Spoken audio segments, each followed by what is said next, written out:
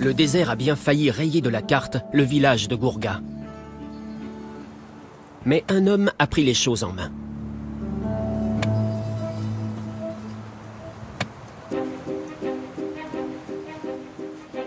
Yacouba Sawadogo n'a pas fait d'études scientifiques. Pourtant, la prouesse qu'il a accomplie a ébahi le monde entier.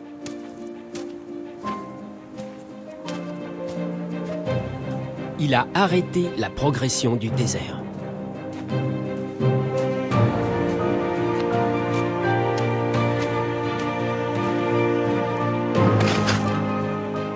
Il y a près de 40 ans, après une terrible famine, Yacouba commence à travailler la terre en plein cœur de la saison sèche, quand rien ne pousse.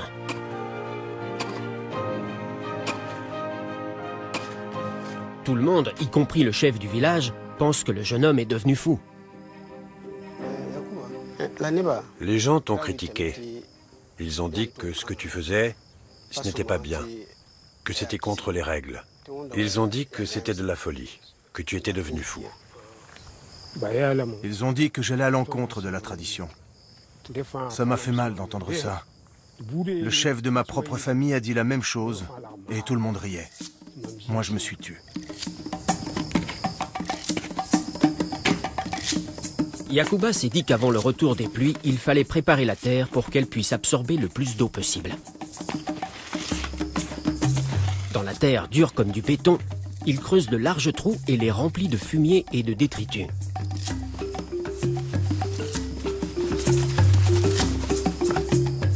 Sans le savoir, cela va lui permettre de recruter un allié inattendu. Le fumier attire des termites qui commencent à utiliser les trous pour faire pousser les champignons dont ils se nourrissent.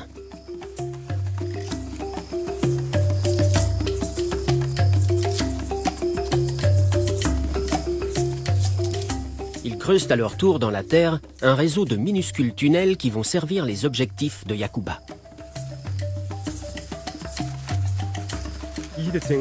Quand la pluie tombe, les galeries dans le nid des termites retiennent l'eau et l'empêchent de s'en aller. L'eau remplit les galeries et reste là. Et ça nourrit le sol.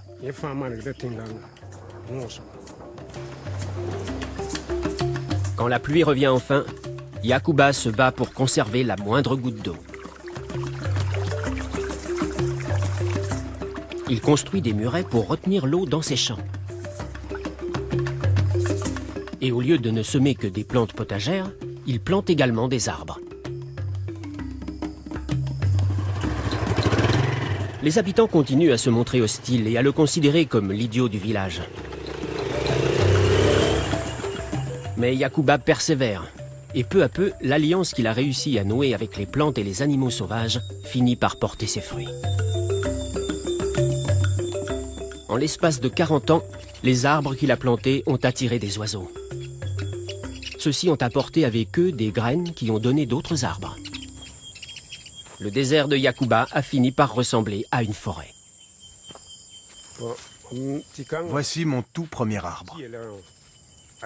Je l'ai planté ici il y a 38 ans. Son importance est considérable. Les arbres sont source de vie. La forêt de Yacouba transforme le microclimat. Elle arrête le vent et offre de l'ombre.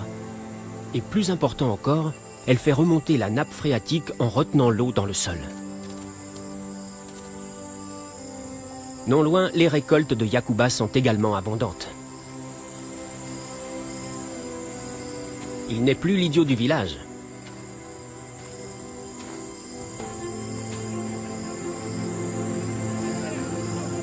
Yacouba est désormais un héros.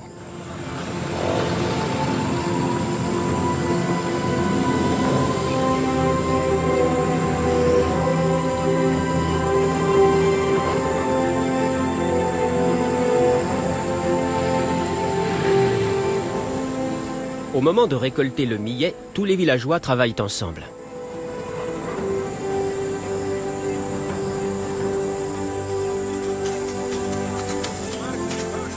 Il y a maintenant de quoi nourrir tout le monde.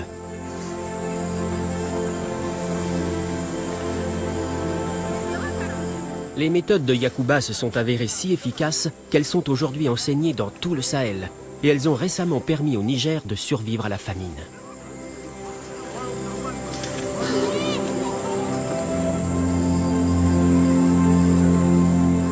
Avec l'aide de minuscules insectes, un seul agriculteur est parvenu à tirer parti du rythme naturel de l'eau.